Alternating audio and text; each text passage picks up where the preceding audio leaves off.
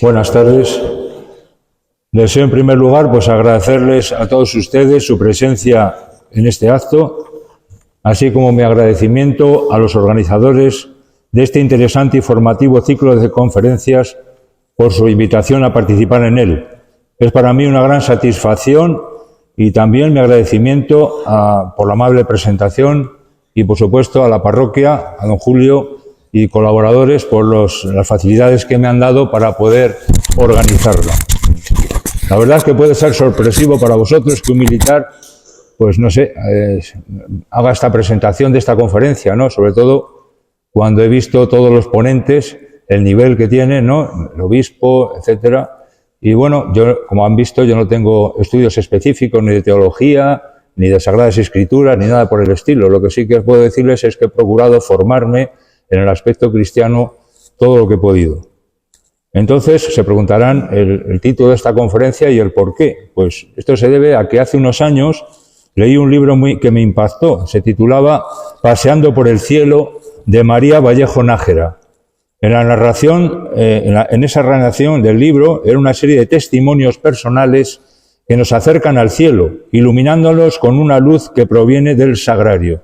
Era una serie de personas que habían tenido unas experiencias personales, unas prodigiosas, en cierto sentido, sobrenaturales, al entrar en una iglesia, gente creyente o no creyente, que había visto, ángeles, luces que salían del sagrario, etcétera. Muchos de ellos, o la mayor parte de ellos, les llevó a su conversión. Algunos eran no creyentes. En ese libro tan interesante, como digo, en su último capítulo hablaba de Carlo Acutis, un joven enamorado de la Eucaristía, que me dejó prendado y me empeñé en conocer su vida y su obra, porque me fue para mí muy llamativo ese capítulo dedicado a él que dedicó Vallejo Nájera. Entonces creo que es muy interesante, ya que el día 17 de abril va a ser canonizado, hablar un poco de este muchacho maravilloso. Estar unidos a Jesús. Ese es mi proyecto de vida. Con estas pocas palabras, Carlo Acutis, un muchacho de 15 años, bosqueja el rasgo distintivo de su breve existencia: vivir con Jesús, para Jesús, en Jesús. Desde muy pequeño, Carlo mostró un profundo amor a la Eucaristía, a la que consideraba su autopista hacia el cielo.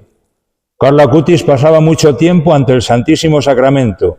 Su intensa vida espiritual lo llevó a crear lo que algunos llamaron el kit para hacerse santo, compuesto por la misa, la comunión, el rosario, la lectura diaria de la Biblia, la confesión y el servicio a los demás. Cuando tan solo tenía 11 años, decide hablar de su vínculo especial con la Eucaristía y escribe: cuantas más Eucaristías recibamos, más nos parecemos a Jesús, y ya en esta tierra disfrutamos del paraíso. Carlo Acutis fue un adolescente de nuestro tiempo, con sus estudios en el colegio y sus relaciones con los amigos. Le gustaban mucho los videojuegos y los deportes al aire libre, especialmente el fútbol. Daba clases de catecismo a los niños, también dedicaba el tiempo libre a visitar a los ancianos, ahorraba dinero para dárselo a los más necesitados, ayudaba a las personas sin hogar y fue voluntario en comedores populares. Asimismo, desarrolló un especial talento para la informática y la comunicación. Cuando solo tenía 11 años, creó exposiciones virtuales sobre temas de fe y una recopilación de milagros eucarísticos en todo el mundo. Por todo ello, se ha pensado en él como posible patrono de Internet y se le conoce como el ciberapóstol de la Eucaristía. El Papa Francisco se refiere a él como el influencer de Dios. Carlo enfermó de leucemia mieloide a principios de octubre de 2006. Al entrar al hospital dijo a su madre: de aquí ya no salgo. Más tarde también les comentó a sus padres: ofrezco al Señor los sufrimientos que tendré que padecer por el Papa y por la Iglesia Católica, para no tener que estar en el purgatorio y poder ir directo al cielo. Pidió la extenuación y 3 días después del diagnóstico, el 12 de octubre de 2006, precisamente en la fiesta de la Virgen del Pilar, con tan solo 15 años de edad, falleció en el hospital de San Gregorio de Monza. Antes de conocer su enfermedad, Carlo grabó un vídeo donde dijo que si moría le gustaría que le enterraran en Asís, Por ello fue sepultado allí. El 5 de julio de 2018, Carlo Acutis fue declarado venerable por el Papa Francisco. El 6 de abril de 2019, los restos del beato Carlo Acutis fueron trasladados a la iglesia de Santa María la Maggiore, también llamado Santuario de la Spogliazione, del despojamiento, en Asís, mientras que su corazón fue puesto en un relicario que se quedó en la Basílica Inferior de San Francisco. A ambas ceremonias asistieron miles de personas. El 21 de febrero de 2020, tras un análisis de una comisión de médicos y la Congregación de las Causas de los Santos, el Papa Francisco aprobó un milagro atribuido a Carlo Acutis. Este milagro es la curación inexplicable de un niño en Brasil que estaba enfermo de páncreas anular, una enfermedad congénita. El niño se recuperó después de una oración especial celebrada por un sacerdote en presencia de una reliquia de Carlos, un trozo de su pijama. El sábado 10 de octubre de 2020, Carlos fue beatificado. La ceremonia se celebró en la Basílica de San Francisco de Asís. Se trata de una de las beatificaciones más rápidas que se han aprobado, ya que solo han pasado 14 años de la muerte de Carlo. Siendo aún venerable, sucedió un segundo milagro, atribuido por su intercesión. Ocurrió en la misma parroquia donde se dio el primer milagro, que llevó a Carlo a los altares, en la parroquia San Sebastián en Brasil. Un joven llamado Gabriel Terrón no tenía vida cerebral, estaba en estado vegetativo, pero al rezar con la reliquia de Carlo Acutis, asombrosamente regresó a su vida casi normal, recuperándose rápidamente. Carlo Acutis será canonizado por el Papa Francisco el próximo 17 de abril de 2025 en reconocimiento a su vida ejemplar. La devoción a la Eucaristía que el beato Acutis vivió desde niño lo llevó a realizar la mayor exposición de milagros eucarísticos jamás vista hasta entonces, que ha recorrido decenas de países. Está traducida a 18 idiomas. Esta información es lo que me llevó a mí a organizar esta exposición, que es una exposición que si algunos la han visitado, pues es magnífica, y la hicimos en Segovia el año 2022 a final de mayo y primeros de junio. Aquí le vemos ya que ya le empiezan a representar como santo, como lo que es. Además, es importante decir que es el primer santo milenial de la historia, de este milenio. Ahora voy a hablar, porque es muy interesante, sobre la Eucaristía, porque si no repasamos algunas cosas sobre la Eucaristía, es muy difícil entender un milagro eucarístico. Entonces hay que hablar de la Eucaristía. Entonces, conocemos la doctrina católica con respecto a la presencia real del cuerpo y la sangre del Señor en la Eucaristía. Cada vez que el sacerdote en la Santa Misa pronuncia las palabras de la consagración, este es mi cuerpo, esta es mi sangre, la sustancia del pan se convierte en cuerpo de Cristo y la sustancia de vino en su sangre, actualizándose el sacrificio de Jesús en la cruz, que se hace presente en el altar. Eso tenemos que tenerlo siempre muy presente. Esta maravillosa transformación toma el nombre de transustanciación, es decir, el cambio de una sustancia por otra. Del pan y del vino quedan solamente las apariencias o experiencias. Seguimos viendo el pan, denominadas en términos filosóficos accidentes. Son el color, el sabor, el olor, incluso la capacidad nutritiva, pero no la sustancia, es decir, la verdadera realidad convertida en el cuerpo y la sangre del Señor. La transustanciación no puede ser experimentada en absoluto por los sentidos. Solo la fe nos asegura esta maravillosa transformación. A Dios se le encuentra con los ojos de la fe, pues como el apóstol Pablo dijo, nosotros andamos por fe y no por vista. Aunque el sacrificio es incruento, la fe nos dice que estamos ante la renovación del sacrificio de la cruz. En la Eucaristía, Jesucristo se hace presente de modo verdadero, real y sustancial, con su cuerpo y su sangre, con su alma y divinidad. Cristo en su plenitud, Dios y hombre, está presente en forma sacramental. A pesar de las interpretaciones que tratan de minusvalidar la presencia real de Jesús en la Eucaristía, como una cristianización de cultos paganos o un añadido posterior, la arqueología y la historiografía atestiguan que desde los primeros años la comunidad de Jerusalén, los apóstoles, junto a la Virgen, celebró y transmitió el memorial de la Cena del Señor junto a la proclamación del Evangelio, una celebración de estructura similar a la misa actual y con plena conciencia de la presencia de Jesús en el pan consagrado. Sin embargo, ahora vamos a hacer unas reflexiones que tenemos todos que hacer y pensar, porque son consecuencia luego quizá los milagros eucarísticos.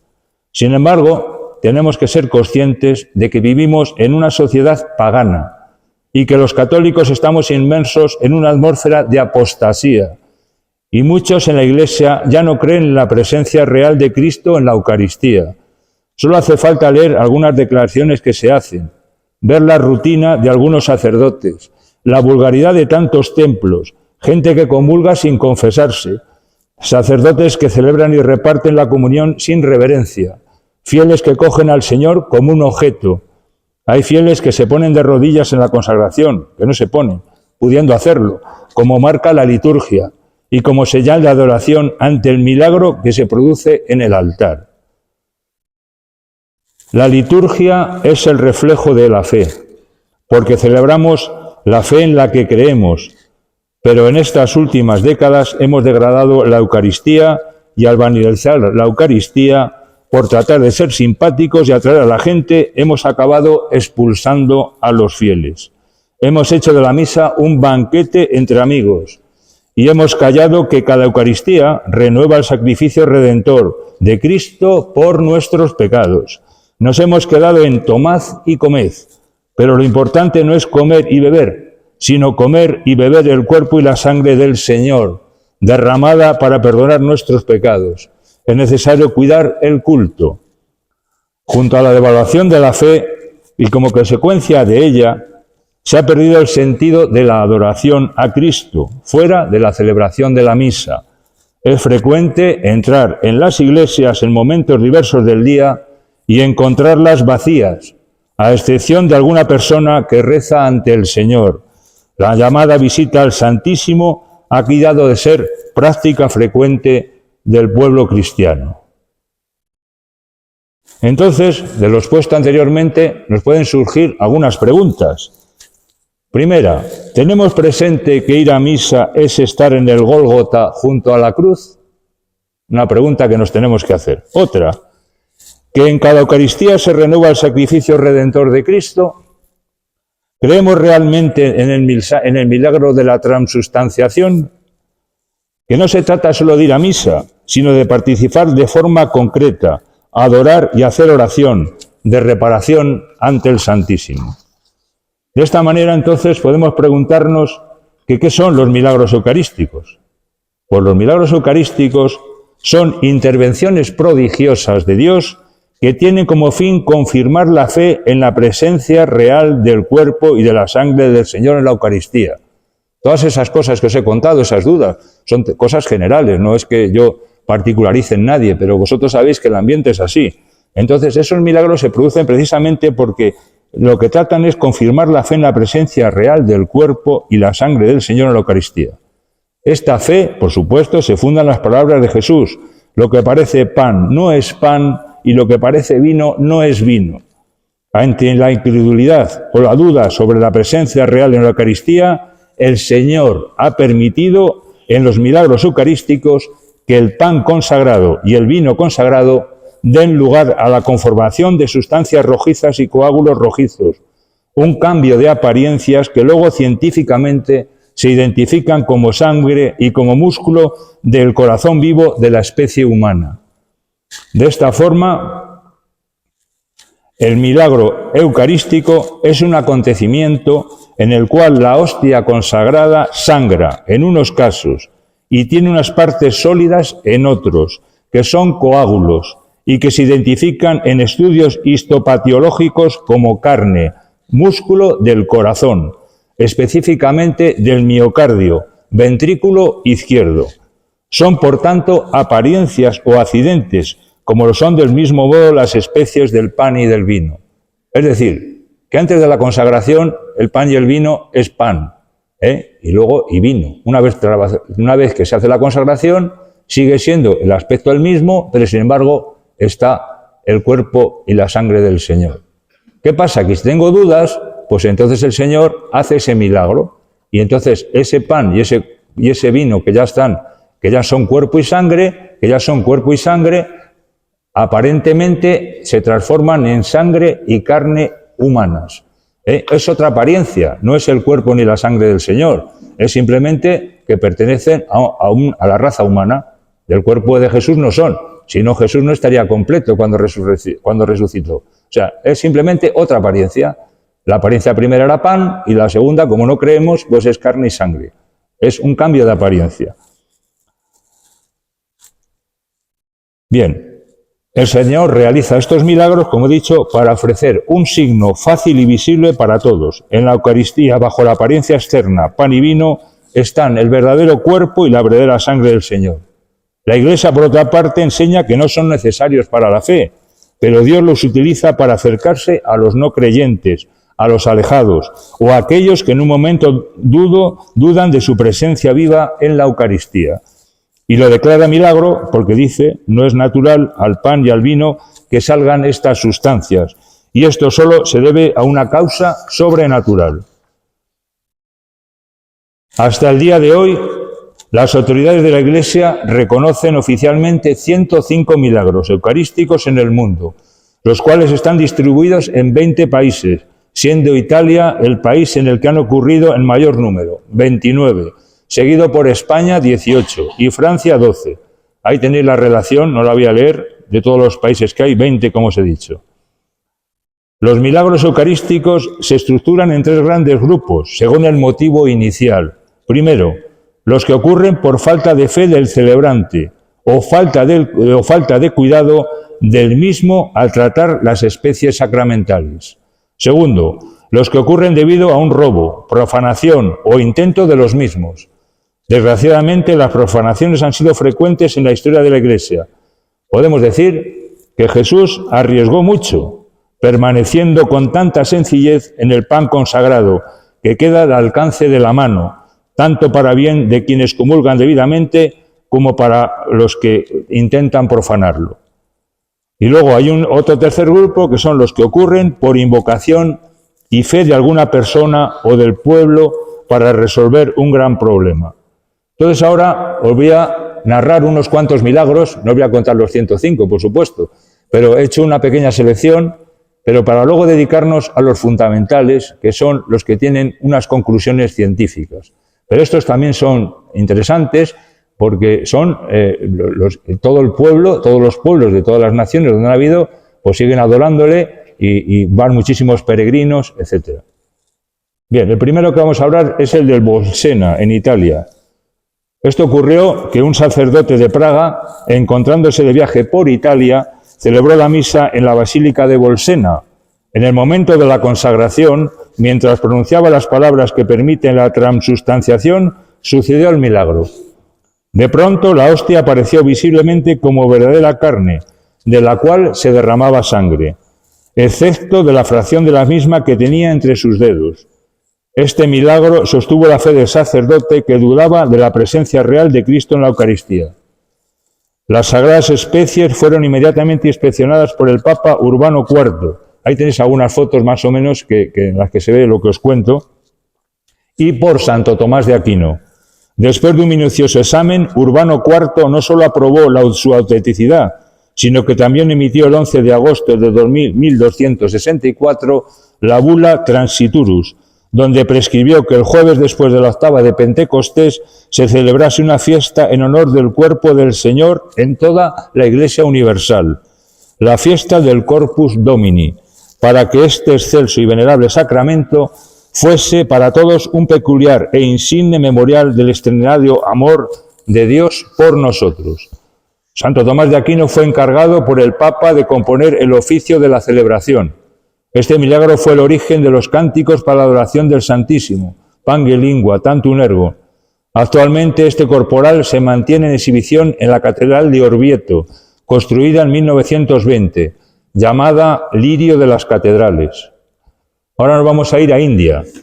El 28 de abril de 2001, en una adoración eucarística en la parroquia de Santa María de Chiratakonam, en India, de repente se materializaron en la hostia consagrada 3 manchas rojas. El sacerdote, asombrado, no solo atinó a colocar la hostia de nuevo es lo único que atinó, en colocar la hostia en el tabernáculo. Unos días más tarde, el sacerdote volvió a revisar la hostia, comprobando que las manchas rojas parecían dibujar un rostro semejante al de Cristo coronado de espinas, del que tomaron fotografías. El arzobispo de la diócesis escribió refiriéndose al prodigio: para nosotros creyentes, aquello que hemos visto es algo que siempre hemos creído.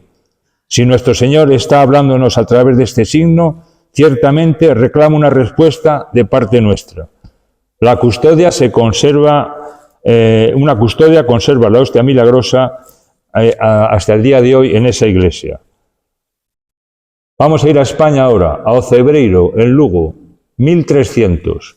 Un día de invierno, el año 1300, en el que nevaba abundantemente, un vecino de la localidad de Baxamayor, llamado Juan Santín Labriego, se dirigió hacia el monasterio de Cebreiro para oír misa, sin importarle el tiempo tan adverso que hacía y el difícil camino de su vida.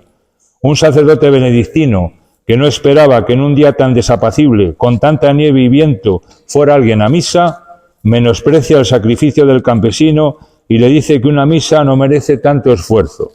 Tras comenzar la misa y llegar el momento de la consagración, el sacerdote percibe cómo la hostia se convierte en carne sensible a la vista y el cáliz con el vino en sangre, que hierve y tiñe los corporales. Jesús quiso premiar de esta forma el enorme esfuerzo del labriego, al mismo tiempo que afianzar no solo la fe de aquel sacerdote, sino de todos los hombres. La noticia del milagro se propagó por todas partes, propiciando así una gran devoción a Cristo en la Eucaristía. A pesar del tiempo transcurrido, el milagro llega a nuestro siglo XXI, tan carente de fe, como signo poderoso de la verdad. Cristo está vivo, resucitado, cuerpo, sangre, alma y divinidad en la Eucaristía. Los protagonistas de la historia, el monje y el campesino, tienen sus modestos mausoleos en la iglesia, cerca del lugar del milagro eucarístico. En el año 1486 llegaron a Ocebreiro, de camino hacia Santiago de Compostela en peregrinación, los reyes católicos, que quisieron conocer el prodigio que había sucedido en aquella misa. Los monjes les mostraron los corporales con la sangre que había quedado en el cáliz y la hostia en la patena. Como recuerdo de la visita, donaron el relicario donde se ha guardado el milagro hasta nuestros días. El cáliz de Ocebreiro es el mismo que figura en el escudo de Galicia. Vamos a ir ahora a Gorcum, el Escorial. En la sacristía del convento del Real Monasterio del Escorial se guarda una singular reliquia, la Sagrada Forma, que tiene 4 siglos de antigüedad y que se expone a los fieles 2 días al año, el 29 de septiembre, día de San Miguel, y el 28 de octubre, día de San Simón y San Judas. Esta reliquia entró en el monasterio el 7 de noviembre de 1597, procedente de la ciudad holandesa de Gorcum, donde sucedió el milagro. La iglesia de Gorcum fue profanada por un grupo armado de protestantes que habían pisoteado las sagradas formas. Ante el asombro de los soldados, una de las obleas sagradas comenzó a sangrar, tras haber sido aplastada con la suela claveteada de una bota militar. La noticia de este milagroso suceso pronto se extendió por toda Alemania. Tras pasar por diversos dueños, la sagrada forma llegó a España.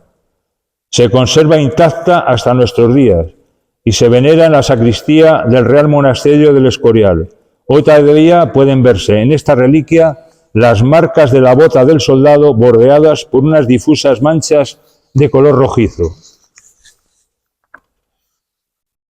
En Montserrat, Barcelona, 1657. El milagro eucarístico de Montserrat nos invita a reflexionar sobre la realidad del purgatorio y nos recuerda que cada misa tiene un valor infinito porque actualiza el único sacrificio de Cristo, padecido en el Calvario. Este prodigio eucarístico es narrado por el padre benedictino Francisco Pablo Acrusellas en su obra Nueva Historia del Santuario y Monasterio de Nuestra Señora de Montserrat. El milagro, como he dicho, ocurrió en 1657. Una niña encargó al abad del monasterio 3 misas para su padre, porque estaba convencida que con ellas el alma de su padre sería liberada de las penas del purgatorio. En la primera, durante la consagración, vio que su padre estaba presente envuelto en llamas, las cuales pudieron ver igualmente los monjes, cuando mandaron a la niña que se acercara a ellas con un pañuelo a esas llamas que ellos no veían, las cuales el pañuelo ardió inmediatamente y se dieron cuenta de que las llamas existían. Después, en la segunda misa, lo liberado de ellas, pero vio a su padre ya liberado de las llamas, pero todavía no plenamente purificado. Y finalmente, en la tercera misa, vestido de blanco, lo vio subiendo al cielo. Este es el milagro de Montserrat. Ahora vamos a pasar a Colombia, Tumaco. El 31 de enero de 1906, los habitantes de una pequeña isla del Pacífico sintieron a las 10 de la mañana un fuerte terremoto. Entonces todo el pueblo corrió a la iglesia para suplicar al párroco que organizara una procesión con el Santísimo Sacramento. Mientras tanto, el mar avanzaba, habiendo ya cubierto cerca de 1,5 kilómetros del litoral, con la amenaza de formar una inmensa ola. El párroco Larrondo, atemorizado, consumió todas las hostias consagradas de la Píxide y conservó solo la hostia magna. Luego animó al pueblo para que se dirigiera a la playa. Sintiéndose seguros ante la presencia de la Eucaristía, todos marcharon junto a él. En el momento en que la ola estaba llegando, el párroco alzó la hostia consagrada y ante todos trazó el signo de la cruz. La ola siguió avanzando, pero de repente la potente ola que amenazaba arrasar el pueblo de Tumaco se detuvo, retrocediendo, mientras el mar regresaba a su nivel normal. La isla de Tumaco milagrosamente sobrevivió de la catástrofe gracias a la fe de sus habitantes y a la bendición que impartió el padre Gerardo Larrondo con el Santísimo Sacramento.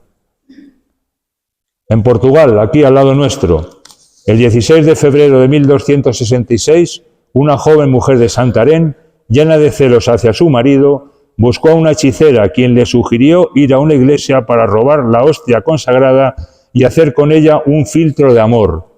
La mujer robó la hostia y la escondió en un paño de lino, que inmediatamente se manchó de sangre. Vio con maravilla que la sangre brotaba de la hostia. En medio de la confusión, la mujer depositó la partícula en un cajón de su dormitorio, pero durante la noche comenzaron a salir rayos de luz que iluminaban el cuarto como si fuera de día. Ella comentó a su esposo todo lo sucedido. Al día siguiente informaron al párroco, quien llevó la hostia a la iglesia de San Esteban, en medio de una solemne procesión. La hostia sangró por 3 días consecutivos. Luego fue colocada en un rico relicario de cera de abejas.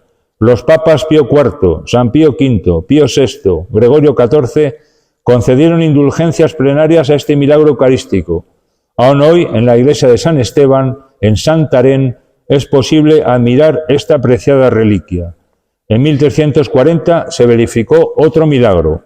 El sacerdote abrió el tabernáculo y entró al recipiente de cera roto en pedazos. En su lugar había un recipiente de cristal con la sangre de la hostia mezclada con la cera. Actualmente, la sagrada hostia se conserva en un trono eucarístico del siglo XVIII, ubicado en la parte superior del altar. La iglesia de San Esteban es hoy conocida como el Santuario del Santo Milagro. La hostia ha destilado sangre a lo largo de los siglos y en estas ocasiones han visto aparecer imágenes de nuestro Señor Jesucristo. Ahora en Alemania, el milagro eucarístico de Augsburg, conocido por sus habitantes como bien milagroso. Una mujer, después de haber comulgado, escondió la hostia en un pañuelo sin que nadie se diera cuenta, guardándola en su casa en un armario. Al cabo de 5 años, atormentada por el remordimiento, se lo confesó al superior del convento, que la pidió que se la entregara, comprobando que se había transformado en carne sangrante. La hostia estaba dividida en 2 partes unidas entre sí por unos delgados hilos de carne sangrante. A lo largo de los siglos se han realizado diversos análisis de la partícula, llegando siempre a la misma conclusión. Se trata de carne y sangre humana. Los padres dominicos la custodian en el convento de Heilig Kreuz. Baldur, Alemania, 1330. Uno de los documentos más completos en los que se recogen los testimonios de milagros eucarísticos sucedidos en Baldur en 1330, pertenece al monje Jophius, redactado en 1589. Durante la misa, un sacerdote derramó accidentalmente la especie del vino consagrado que luego se transformó en sangre, formando sobre el corporal la imagen de Cristo crucificado. La reliquia del corporal ensangrentado se encuentra hasta nuestros días en el altar lateral de la Basílica Menor de San Jorge en Walburg. Fiech, Austria. El pueblo de San Wurmberg, Fiech, ubicado en el valle de Inn, es conocido gracias a un milagro eucarístico sucedido en 1310. Durante una misa, el sacerdote fue asaltado por dudas acerca de la presencia real de Jesús en las especies consagradas. Inmediatamente después de la consagración, el vino apareció visiblemente convertido en sangre, que parecía hervir hasta derramarse en el cáliz. Actualmente la reliquia sigue siendo custodiada en el monasterio de San Wurmberg. Guadalupe, ahora en España otra vez. Durante la celebración de la misa, una hostia consagrada derramó gotas de sangre tras quedar suspendida sobre el cáliz. El prodigio contribuyó a fortalecer la fe del sacerdote y de muchos fieles, entre ellos el mismo rey de Castilla, Juan II, y la reina Doña María de Aragón. Son numerosos los documentos que dan testimonio de este milagro. Las reliquias del prodigio fueron expuestas para la veneración de los fieles durante el Congreso Eucarístico de Toledo, en 1826, y sigue siendo hoy en día objeto de profunda devoción para el pueblo español. Casia, Italia. En 1330 en Casia, un campesino gravemente enfermo mandó llamar a un sacerdote para poder recibir la comunión. El sacerdote, en parte por negligencia y en parte por apatía, en vez de depositar la hostia consagrada en una píxide para transportarla a la casa del enfermo, la tomó del tabernáculo y la metió sin reverencia alguna dentro del libro de oraciones. Estando ya en casa del enfermo, abrió el libro y vio con gran susto que la hostia se había transformado en un grano de grumo y las páginas del libro se habían teñido de sangre. Roma, Italia. Este milagro eucarístico, cuya reliquia se conserva aún en el monasterio benedictino de Andes, en Alemania, ha sido certificado por numerosas fuentes escritas. Entre ellas, las obras más importantes destaca la Vita Beati Gregori Pape, escrita por el diácono Paolo en el año 787. Corría el año 595, cuando el milagro se manifestó durante una celebración eucarística presidida por el Papa San Gregorio Magno, quien fue testigo en primera persona en el momento en que una mujer noble de Roma se acercó a comulgar. Comenzó a reírse porque dudaba de la real presencia de Cristo en el pan y en el vino consagrado. Entonces el Papa, turbado por tal incredulidad, decidió no darle la comunión. Inmediatamente las especies de pan se convirtieron en carne y sangre. A lo mejor con lo que sucedió en Torrecaballeros hubiera sido interesante un milagro de estos. Y el último de estos es en Etisville, Suiza, 1447. En Etisville hay un santuario dedicado a un prodigio eucarístico sucedido en 1447. Anna Bockley, perteneciente a una secta satánica, logró robar de la iglesia parroquial una píxide que contenía la hostia magna. La hostia fue luego encontrada cerca de una empalizada en medio de ortigas. Se encontraba suspendida en el aire y rodeada de una luz muy viva. Estaba dividida en 6 pedazos, unidos entre sí semejando una flor. Muchos papas concedieron indulgencias a los peregrinos. El último fue Pío XII en 1947. Ya con esto os hacéis una idea de todos los milagros en general.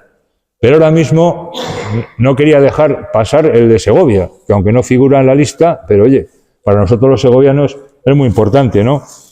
Que todos le conocéis. Si queréis le repaso y si no, paso de él. ¿Queréis que os lo cuente o no? Bueno. En Segovia, además de la solemnidad del Corpus Christi, la diócesis de Segovia alimenta desde 1410 su piedad eucarística con la celebración de la Catorcena, festividad religiosa que evoca el compromiso por parte de las 14 parroquias de la capital entonces existentes de celebrar solemnemente la Eucaristía y trasladarla hasta la iglesia del Corpus Christi en acción de gracias por el milagro eucarístico que sostiene esta tradición. El milagro se produjo en Segovia, en 1410, al intentar profanar la sagrada forma, entre blasfemias, arrojándola a un cardero de aceite hirviendo en la sinagoga mayor de la ciudad. La hostia santa no cayó en él, sino que se elevó milagrosamente en el aire, con gran majestad, abriéndose en la pared de la sinagoga una grieta ancha, por la que salió la sagrada forma, que dirigiéndose al convento de Santa Cruz la Real, donde un religioso dominico celebraba la Santa Misa, tomó con gran reverencia el cuerpo del Señor suspendido en aire, lo adoró con fervor y lo depositó en el sagrario de la iglesia. Enterado el obispo de estos acontecimientos, decidió que las 14 parroquias que existían entonces en la ciudad, como desagravio, celebraran anualmente y de forma rotatoria esta fiesta con actos en honor del Señor. El rey Juan II confiscó la sinagoga, que se convirtió al culto católico, llamándola en memoria del milagro eucarístico Iglesia del Corpus Christi, en cuyo interior se conserva una pintura de Vicente Cutanda, que es la que veis ahí en la imagen, que representa lo acaecido. Quedó a cargo de una comunidad religiosa para que pidieran diariamente perdón a Dios por la ofensa que en aquel lugar había recibido. En la actualidad la comunidad de las Clarisas continúa esa alabanza al Señor. Y ahora vamos a pasar pues a una parte muy interesante, sobre todo para el mundo actual, en el mundo que nos movemos, que es que el hombre contemporáneo desea probarlo todo y si no haya respuesta en un laboratorio, echa la fe de un plumazo. Tiene que verlo, tiene que experimentarlo. Entonces, por eso los milagros eucarísticos son una prueba fehaciente, con respaldo científico, que es lo que vamos a ver ahora, de que el pan y el vino consagrados son el cuerpo y la sangre de Cristo crucificado. O sea, no de él, sino de la especie humana. Pero realmente es el cuerpo y la sangre del Señor, ¿no? Porque eso es lo que vemos. Pero el interior, o sea, lo que es real es lo que comulgamos. Pero como no nos lo creemos, el Señor dice, mira lo que hay aquí. ¿Ahora lo crees o no? Entonces el milagro eucarístico habla de un acontecimiento en el cual la hostia, lo vuelvo a repartir, consagrada sangra. Tiene unas partes sólidas que son coágulos y se identifican en estudios histopatológicos como carne, músculo del corazón, específicamente del miocardio, ventrículo izquierdo. Vamos a hablar entonces de la primera, Lanciano, que fíjate fue en el 750, pero esto es lo asombroso, lo que voy a contar ahora. El milagro eucarístico ocurrido en Lanciano, Italia, en el año 750 es el más antiguo. Un monje de la orden de San Basilio estaba experimentando dudas acerca de la presencia real de Jesús en la Eucaristía. Durante la celebración de una misa, mientras decía las palabras de la consagración, vio cómo el pan se transformó en carne humana y la sangre se coaguló en 5 coágulos desiguales, uno por cada llaga de Cristo. Todo fue mostrado a los presentes. La carne está aún entera y la sangre está dividida en 5 partes desiguales, que pesadas individualmente obtienen el mismo peso que pesadas todas juntas. Todo se mostró a los presentes. Se conserva sin corrupción en el monasterio de San Longinos, hoy llamado de San Francisco. Entonces, en 1970 se realizó un análisis científico, fijaros, después de 1200 años. Los resultados de su informe, con fecha de 4 de marzo de 1971, son los siguientes. La carne es verdadera carne, la sangre es verdadera sangre. La carne pertenece al tejido muscular del corazón, miocardio, endocardio y nervio vago. La carne y la sangre son del mismo tipo, AB, y pertenecen a la especie humana. Es el mismo tipo de sangre encontrado en la sábana santa de Turín o el sudario de Oviedo. Se trata de carne y sangre de una persona viva, ya que la sangre es la misma que se podría haber podido tomar ese día de un ser vivo. En la sangre fueron encontrados, además de las proteínas normales, los siguientes minerales: cloratos, fósforo, magnesio, potasio, sodio y calcio.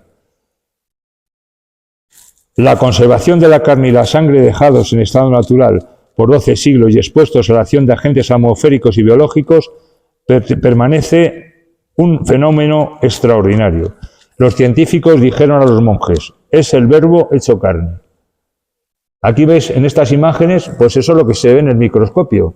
La imagen está de la derecha, según miráis, la de la derecha arriba es las fibrocélulas musculares, la que está abajo es una toma histológica de la carne.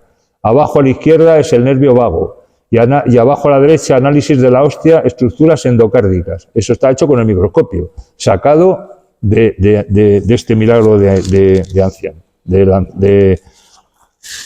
en Italia, el anciano. Bien, ahora nos vamos a ir a Betania, en 1991.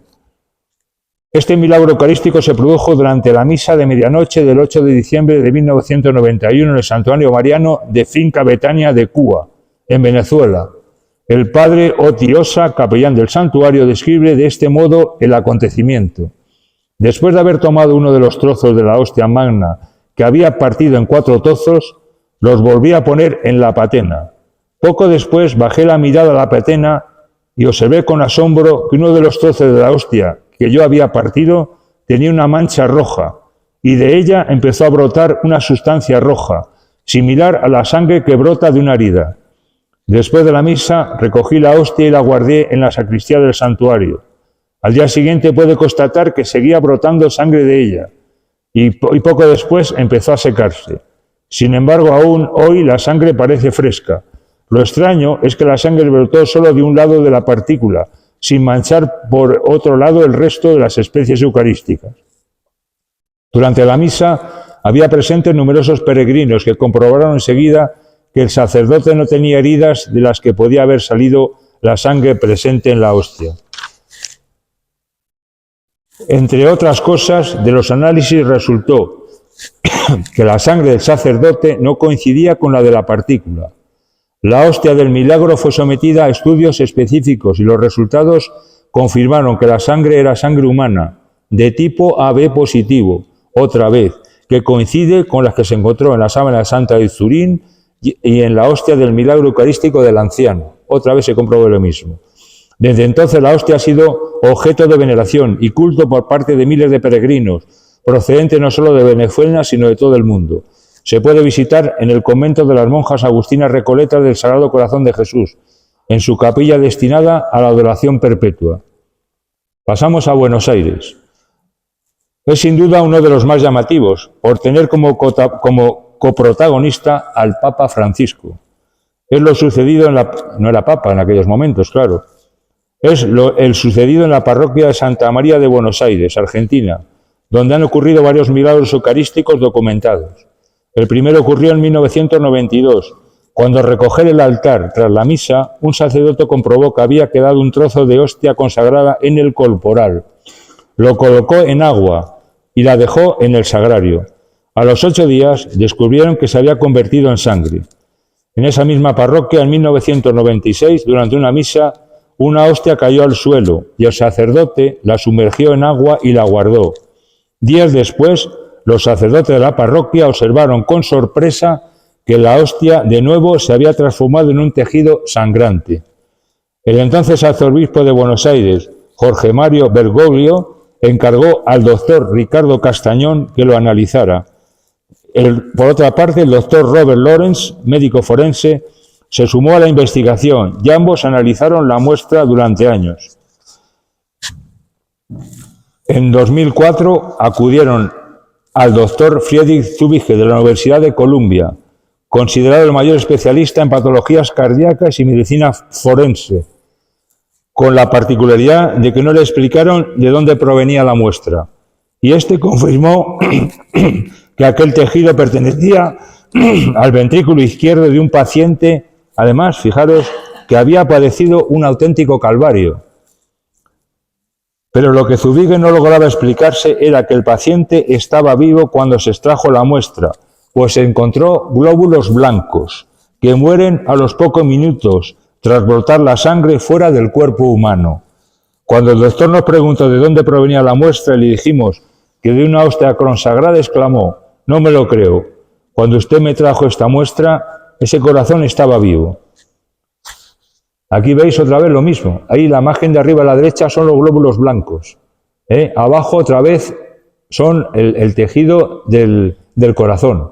Y las muestras que se tomaron. ¿Veis que vuelve otra vez a coincidir? Entonces, quiero que veáis el doctor Castañón, porque es muy interesante este señor. Porque este señor, Ricardo Castañón, es doctor en psicología, con maestrías en psicología clínica y salud mental. Se especializó en medicina psicosomática, neurofisiología cognitiva y bioquímica. Es también licenciado en filosofía y ha escrito numerosos libros. Reconoció que era ateo y que nunca tuvo en cuenta las cosas espirituales. Las ignoré porque para mí no existían.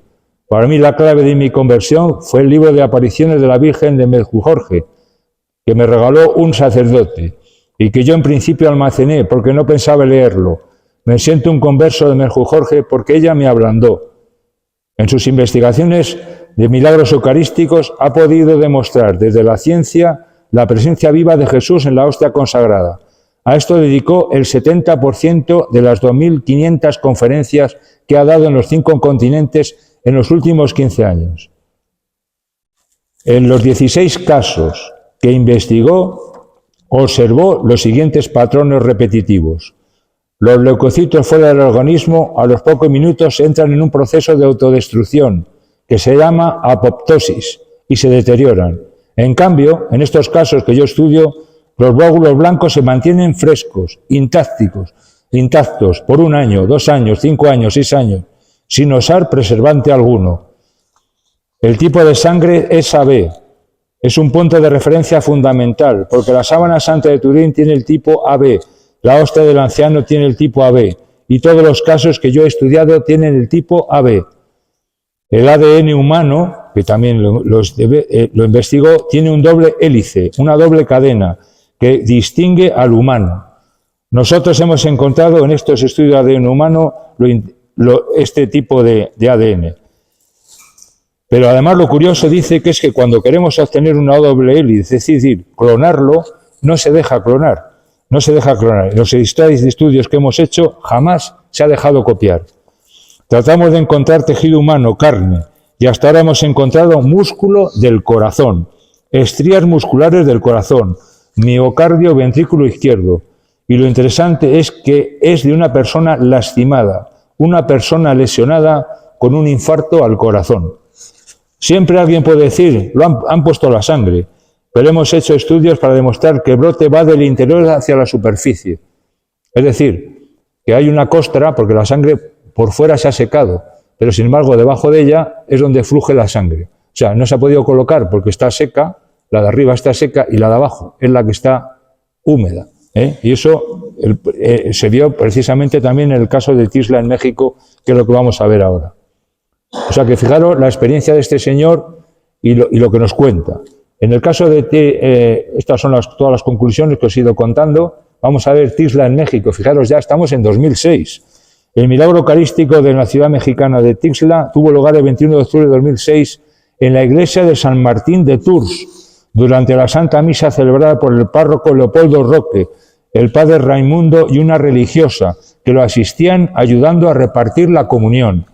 En un momento dado, la monja notó que la hostia que sostenía entre sus dedos comenzó a sangrar mucho. El párroco informó al obispo sobre lo acontecido, quien pasados 3 años desde aquel acontecimiento decidió que los científicos llevaran a cabo una investigación detallada. La investigación científica detallada realizada por varios especialistas duró desde octubre de 2009 hasta octubre de 2012, 3 años. Sus resultados se hicieron públicos el 25 de mayo de 2013, durante un simposio internacional organizado por la diócesis de Chilpancingo, con motivo del Año de la Fe. Estas fueron las conclusiones. La sustancia rojiza analizada corresponde a sangre en la que hay hemoglobina y ADN de origen humano. La sustancia rojiza corresponde al sangre de tipo AB, otra vez, similar a la que se detectó en la del anciano y en la sábana santa de Turín. Procede del interior, por lo que se excluye la hipótesis de que alguien haya podido ponerla desde el exterior. Se han hallado glóbulos blancos intactos y glóbulos rojos. El tejido detectado corresponde al músculo del corazón. Esa prueba que veis arriba, ahí en la imagen, es la que demuestra que la sangre va desde dentro hacia afuera. Desde dentro hacia afuera. Es la imagen de arriba y la segunda, comprobada con el microscopio. Va de dentro a afuera. Y el tejido detectado corresponde al músculo del corazón. Ante estas conclusiones, Monseñor Alejo Zavala Castro, en 2013, obispo de Chilpancingo, anunció en una carta pastoral que este acontecimiento representa una maravillosa señal del amor de Dios que confirma la presencia real de Jesús en la Eucaristía. declarando el caso como una señal divina. Vamos a pasar a Polonia, 2008. Sucedió el 12 de octubre de 2008, en la misa que se celebraba en la iglesia de San Antonio de Sokolka. Una hostia consagrada cayó de las manos de uno de los sacerdotes durante la distribución de la comunión junto al altar. El sacerdote interrumpió la distribución de la comunión, la recogió y, de acuerdo con las normas litúrgicas, la colocó en el básculum, un pequeño recipiente con agua que se encuentra normalmente al lado del sagrario y que sirve para que el sacerdote se lave los dedos después de distribuir la comunión. La hostia debería disolverse en ese recipiente. La hermana Julia Dobsowska, de la Congregación de las Semanas Eucarísticas, que servía en la parroquia al final de la misa, a petición del párroco, vertió el contenido del básculum en otro recipiente, sabiendo que la hostia consagrada tardaría algún tiempo en disolverse, y este a su vez en un cofre, el de la sacristía. Después de una semana, el párroco fue a ver el cofre. Al abrir la puerta sintió un aroma delicado de pan ácimo. Cuando abrió el recipiente vio el agua limpia con la hostia sin disolverse, y en medio de ella una mancha arqueada de color rojizo intenso, recordando un coágulo de sangre. El agua permanecía incolora. Por decisión del arzobispo se retiró la hostia con la mancha visible del agua, se le colocó en un pequeño corporal y se guardó en el sagrario. De este modo se conservó la hostia durante 3 años. El fragmento de la hostia alterada se secó de forma natural y permaneció como coágulo de sangre. Desde entonces no cambió la apariencia. El arzobispo ordenó que se hiciera un análisis patomorfológico de la hostia. Fue analizada por una profesora, doña María Sobanek-Lotowska, y por el profesor Stanislav Sulkowski, de forma, además, independiente uno del otro, con vistas a una mayor credibilidad de los resultados, que no influyesen uno en el otro. Ambos son patomorfologistas de la Universidad de Medicina de Białystok. Los análisis fueron realizados en el Instituto de Patomorfología de la misma universidad. Los resultados de ambos análisis independientes coincidieron completamente. Concluyeron que no se añadió ninguna sustancia a la hostia consagrada, sino que su fragmento tomó la forma del tejido del músculo del corazón de una persona viva en estado de agonía. Este tipo de fenómeno no es explicable por las ciencias naturales. Bien, y ya el último que os voy a contar es el de Legnica, que es el más reciente, nada menos que en 2013. El 25 de diciembre de 2013, en la iglesia de San Ignacio de Legnica, durante la celebración de la Eucaristía, en el momento de la comunión, se cayó inadvertidamente una hostia consagrada al suelo y después de ser recogida se colocó lo mismo en un recipiente lleno de agua. El párroco de la iglesia cuenta que el 4 de enero, junto a otros sacerdotes, se acercó a ver si la hostia consagrada que se había caído al suelo se había disuelto en el agua tras haber pasado ya casi 2 semanas. Vimos de inmediato que la hostia no se había disuelto y que había aparecido una mancha roja en alrededor de 1/5 de su superficie. Decidimos informar al obispo de lo acontecido, quien instituyó una comisión teológica y científica específica para analizar el suceso. Mientras, advertimos que la mancha cambiaba de color con el transcurso de los días y que el color rojo intenso pasaba a color amarronado. El Instituto de Medicina Forense de Wrocław excluyó de inmediato, tras realizar un análisis, la presencia de bacterias u hongos por los cuales hubieran adquirido esa tonalidad los fragmentos. El segundo análisis demostró que formaban parte o parecían formar parte de tejido miocárdico. A continuación también pidieron otras opiniones a otros científicos y volvieron otra vez a lo mismo. Era carne del corazón humano, ADN humano, etcétera, etcétera. Y todo lo mismo. Semejante el AB tipo, como lo mismo que el anciano, lo mismo que los otros milagros. Bien, y ahora, como veis, es todo repetitivo, pero es que es una investigación tras otra, una prueba tras otra, todos vienen a decir lo mismo.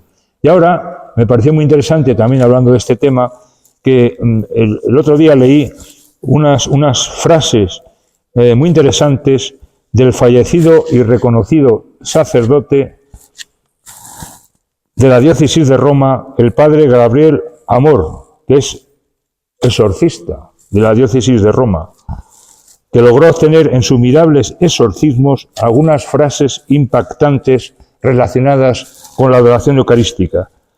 Estas palabras arrancadas a los demonios revelan el poder extraordinario de estar en la presencia del Santísimo Sacramento. Han sido tomadas de su libro Memorias de un exorcista, mi lucha contra Satanás. A continuación, comparto con vosotros varias de estas frases. Ahí está Él, escondido en ese pan blanco, pero no está oculto para nosotros, lo vemos, y su luz nos quema. Es como un fuego que no podemos apagar. Ese pedazo de pan no es solo pan, es Él, el mismo que nos echó del cielo. Lo odiamos, pero no podemos acercarnos. Si los humanos supieran quién está realmente ahí, el mundo entero se arrodillaría y nosotros seríamos derrotados para siempre. El silencio delante de Él es más poderoso que 1000 palabras. Él los llena de gracia y los hace invencibles. Los que pasan tiempo ante Él están protegidos. Es como si construyeran una barrera de fuego a su alrededor. No podemos alcanzarlos fácilmente. Cuando alguien lo adora con todo su corazón, Él nos arrebata lo que es nuestro, nos humilla cada vez. Él está vivo ahí y nosotros no podemos soportarlo. Su mirada nos destruye. Esos pequeños grupos que lo adoran son más poderosos que ejércitos enteros de los nuestros. Cuando Él los bendice desde la custodia, nosotros somos expulsados. Es como un rayo que nos atraviesa. Fijaros, todo esto es lo mismo. Estamos hablando de lo mismo, de diferentes puntos de vista, y veis la importancia de la Eucaristía, que es lo que queremos resaltar. Yo he hecho un pequeño resumen, aquí venían las frases, pero vamos, para que no las leyerais, os las he contado yo. Una serie de conclusiones. Entonces, la primera, el Señor realiza estos milagros eucarísticos para ofrecer un signo fácil y visible para todos. En la Eucaristía, bajo la apariencia externa, pan y vino, están el verdadero cuerpo y la verdadera sangre del Señor. La Iglesia, como he dicho antes, nos enseña que no son necesarios para la fe, pero Dios los utiliza para acercarse a los no creyentes, a los alojados o a aquellos que en un momento dudan de su presencia viva en la Eucaristía. Y lo declara milagro porque dice, no es natural al pan y al vino que salgan esas sustancias, y eso solo se debe a una causa sobrenatural. Ahora, lo importante para nosotros, todos los días, en todos los altares del mundo, se produce el mayor milagro posible. Eso es lo que tenemos que tener presente. El de la transformación del pan y del vino en el verdadero cuerpo de la sangre de Jesucristo. Eso es lo que tenemos que tener presente. No seamos rutinarios. En cada misa se produce ese milagro. Ir a misa, al sagrario o a la adoración con plena conciencia de que estamos ante Dios Todopoderoso. El crucificado, resucitado, porque ese es exactamente ese quien está en la hostia consagrada. Increíble, por muy acostumbrados que estemos. Jesús dijo, dichosos los que crean sin haber visto. El hombre expresa sus sentimientos con el cuerpo. Cuando yo estoy alegre me río, cuando quiero a alguien le abrazo, ¿no? O me quedo quieto, me estoy riendo por dentro. Quiero a mi mujer y a mis hijos, pero no les abrazo. Pues los sentimientos se expresan con el alma, internamente y exteriormente. Entonces, por eso, también nosotros con el cuerpo tenemos que manifestar la adoración. La adoración, ¿cómo? Poniéndonos de rodillas, respetando la liturgia, en todos los aspectos. El altar del sacerdote y nosotros también. La liturgia dice que hay que ponerse de rodillas. Si no nos ponemos de rodillas, ya sé que podemos estar enfermos, que nos duele. Pero si realmente que creemos que Dios está en el altar, le adoraremos. ¿Eso qué quiere decir? Porque la gente que viene a misa dirá, estos cristianos tienen un sentimiento. Pero si venimos a misa y estamos ahí como si fuera un acto cultural, o sea, una rememoración, aquello pasó y bueno, pues nos reunimos todos los años para recordar lo mismo. Y porque la Iglesia nos ha dicho uno de sus mandamientos que es obligatorio ir a misa todos los domingos. No. Tenemos que ser creyentes convencidos. Es una actitud, es un ejemplo. Yo, por ejemplo, era militar, resulta que cuando pasa la bandera la tengo que saludar, ¿no? Es un gesto ¿de qué? De que soy patriota, de que creo en España y la quiero. Por eso hago ese gesto. Porque la bandera representa para mí todos los españoles. con mayor motivo, si pasa el Santísimo, nada menos, y creo que ahí está el Señor, me arrodillaré, haré una genuflexión, haré algún gesto. Y eso se nos ha olvidado. Entonces no podemos ser rutinarios. ¿Por qué? Porque la gente nos ve. ¿Cómo vamos a atraer a la gente si nosotros no demostramos lo que creemos? Es imposible. Entonces, eso es muy importante. Por eso es lo que quería transmitiros. Y los milagros nos ayudan, como diciendo, si no creemos, si pasamos, pues ocurrirá un milagro eucarístico, si Dios quiere. Para finalizar, os digo que después de 2000 años, Jesús vive entre nosotros. En el Santísimo Sacramento Jesús está presente tal como lo estaba hace 2000 años en la época de los apóstoles. Solo que la gente entonces no tenía más remedio que desplazarse continuamente, mientras que nosotros somos mucho más afortunados, porque lo podemos encontrar en cualquier iglesia al lado de casa. Jerusalén está a la puerta de la esquina, palabras de Carlo Acutis. Ahora es más difícil, ¿no? Porque ya sabemos lo que puede pasar, es complicado tenerlas abiertas, pero en Segovia nos espera en la iglesia de la adoración, antiguos franciscanos, que no esté solo, acompañémosle. Muchas gracias.